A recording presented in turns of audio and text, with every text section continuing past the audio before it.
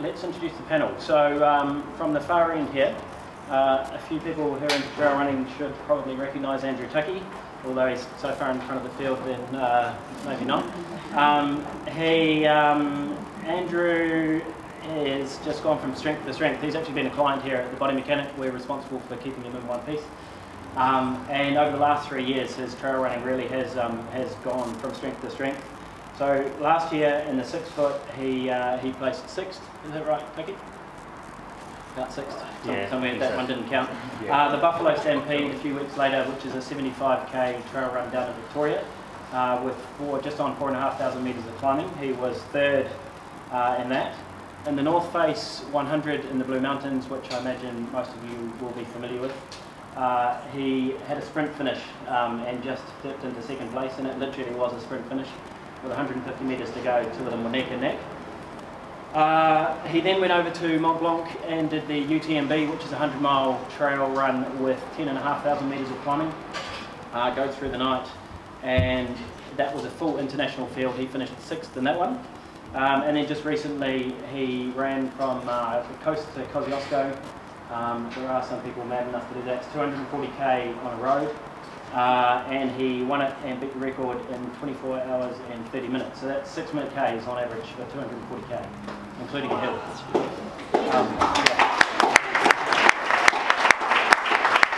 So we'll throw a few endurance-based questions Andrew's way, because he's obviously pretty good at it. James Niperis. So James is the other end of the distance spectrum, but equally as talented. He's actually one of the physios here at the Body Mechanic. His chosen event is on the track. It's 3k steeplechase, so he does jump over some little hurdles, which he considers is about as close to trail running as you can get.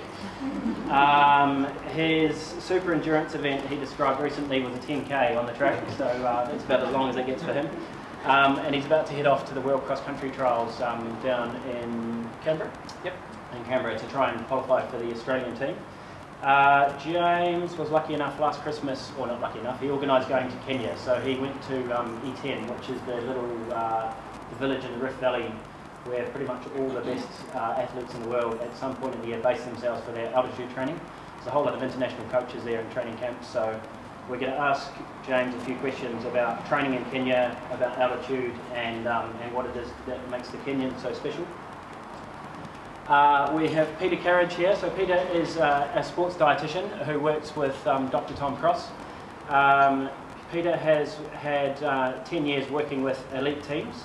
She's the sports dietitian with the Waratahs, with the Australian Rugby Sevens, and with Manly Sea Eagles. She also regularly sees and looks after endurance athletes in her clinic. Last year she did several North Face 100 training plans, so diet training plans, and actually was at the event helping out with your partner running. Yeah, so she's been there and knows what it's about. She also wrote a race plan last year for somebody who finished 3rd in the Amazon Jungle Marathon. So we're going to ask Peter a few questions about what you can do nutrition-wise to get to the finish line safely. In triathlon, it's a fairly well-known thing that they call nutrition the 4th discipline. So you can be as good as you like at running, cycling and swimming, and if you get nutrition wrong in a long race like an Ironman, the whole thing can go pear-shaped. The same thing with endurance running. So if you're out there for 5 hours or 10 hours or 24 hours like Andrew is, and you don't get your nutrition right, it can be the end of the race, no matter how well you've prepared. So preparing for your nutrition is equally as important as preparing your body for the race. So we're going to ask a few questions about that. And last but not least is Tom. So Tom is based at the Sydney Football Stadium. We've worked very closely with Tom for the last 4 years since we set up the Body Mechanic, just sending any clients that that have sort of niggles or injuries that go beyond the realm of physiotherapy. Tom has been the doctor for the Sydney Swans for 4 years. He's the assistant doctor for the Waratahs and Melbourne Storm, and also the Wallabies when they play in Sydney. He's also been the event day doctor at the JP Morgan and the Mother's Day Classic, so he's also familiar with the various issues that runners come with. And as I said, we've sent Tom a lot of people over the years, and everyone's been extremely happy with. Hey, Rich and Stu, you late, guys?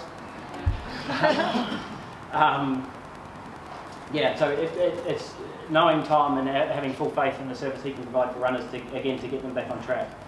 It's good going to a doctor who understands the mentality of endurance athletes, because if you've trained for 4 months or 5 months or 6 months for an event and you go to a non-running health professional and you say, oh, my knee hurts but I've got a marathon or I've got a 50k run in 6 weeks, usually their default is, oh, don't do it, because they don't understand all the preparation that's gone into it, the fact that you've been out early in the morning, disrupted family life, missed some social engagement. So seeing, I think, health professionals who are involved in the sport that you do is vital to successful treatment. Most of them also have the ability to alter or structure a training plan around whatever your current injury and niggle is as well. So that can help keep your body or your cardiovascular system and your mind on track while your body repairs. So that is the introductions. Also, I've seen there's quite a few people been milling around the table. So we're lucky enough to have Sally Lynch here. So Sally works for Barefoot Inc. Barefoot Inc. are the importers and distributors for Innovate shoes, which most trail runners will have heard of. They're a brand from the UK. And also Ultraspire backpacks, which they're not quite so well known, but brilliant bits of kit. So Sally has also done North Face, Coastal Classic, Willy to Billy, ACT Ultra, and she's tested most of the gear out on the field herself. So if you've got any gear related questions afterwards, or you're interested in buying shoes, she's going to have some discount codes available there. So if you want to grab one of their cards and you can order some shoes online. Also, I think she's got a full size spectrum of one of the models as well. So if you want to try something on and see what shoes are available, then duck over there at the end.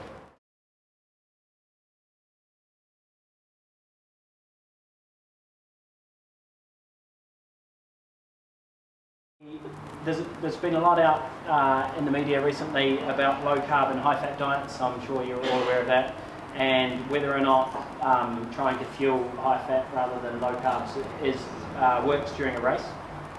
And if you're doing that, should you be taking gels, or should you be taking other carbohydrates, or what should you take when you're racing? So we might ask Peter if she has I guess an answer to that question. So should the people here be trying to focus on a low carb diet, or is that a recipe for disaster in endurance athletes? Basically the latter, but we'll explain it. So just taking a step backwards, with these fads or fad diets, or in this case a training theory, what happens is there's research, and often it's good research, and there's one aspect of that someone grabs hold of, who has nothing to do with the original research, and then creates a new training diet or a new fad diet. So that's how the 5 and 2 came about, and this is what's happened with the train low, compete high. So with the train low, compete high original study, what happened was the athletes were training low, but how they did that wasn't actually through carbohydrate depletion, is the first point. They actually did it by having 2 training sessions on the same day, which is very typical with elite athletes. That's how they train. And then having a day off and then another 2 training sessions. So they were training in a depleted state. What they found, which was the positive out of it, was that you did adapt to the exercise a little bit better at the physiological level. So at a cellular level, you were adapting to the physiological stress a little bit faster. So that was the positive out of the training low in a depleted state. The big thing that's been, I suppose, forgotten out of the study is that performance-wise, then when they refueled these people with carbohydrates, there's no performance gains. Okay, so if you're training low and not having many carbohydrates in your typical diet, but then trying to fuel up just before a race to get the benefits, it actually doesn't work. So there's no performance gains. And so what they've found as to why that is because when you're training low in a high-fat, low-carbohydrate state, one of the enzymes that's basically responsible for you metabolizing carbohydrate, when it's not needed, it actually down-regulates. So therefore, when you put carbohydrates in the system, it's not enough of this enzyme there to actually process the increased carbohydrates to result in a performance enhancement. Does that make sense? Have I lost anyone completely? Okay, so that's the train low, compete high myth. Okay, but the positives out of it, if I asked all of you here as a group, how many of you train at least once early morning without having your 6-week Bix and a banana and just out the door? Or train straight after work without having a before training snack? Okay, so naturally, and the same as with when this came about, it's actually quite old. When the original research came out, and we sat down and discussed it. I was at the Broncos then, and we're trying to figure out how we could utilise it. The outcome was that naturally, these athletes and you guys are actually training low a couple of your sessions a week naturally because of our lifestyles. The important thing not to do is if you're trying to do an intense training session where you're actually trying to get performance gains, so you're doing, I don't know what to classify as short with you two on the panel because one version of short is very different. Anything under 100k short. Anything under 100 kilometres at a fast pace, then that's when you should be having carbohydrates on board, so to make sure you get the most out of that training session. That's probably the big factor. But if you're doing a bit of a slower, just racking up a few Ks, then they're the ones that if you want to train low, it's okay. But I bet that most of you are probably already doing that in your training week naturally.